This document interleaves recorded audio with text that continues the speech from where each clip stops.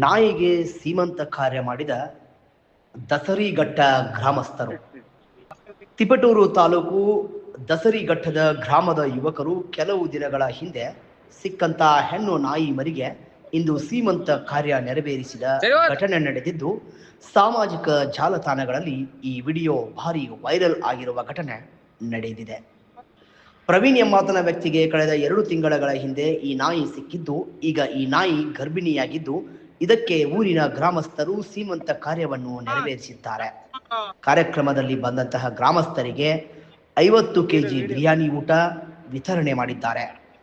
ತರ್ಲೆ boys ಎಂಬ ಯುವಕರ ಗುಂಪೊಂದು ಈ ಕಾರ್ಯಕ್ರಮವನ್ನು ನೆರವೇರಿಸಿದ್ದು ವಿಶೇಷವಾಗಿದೆ. ಅಷ್ಟೇ ಅಲ್ಲದೆ ಸೀಮಂತ ಕಾರ್ಯಕ್ಕೆ ತಮ್ಮದೇ ಆದ ಫ್ಲೆಕ್ಸ್ ಮೂಲಕ ಶುಭ ಕೋರಿರುವುದು ವಿಶೇಷವಾಗಿತ್ತು.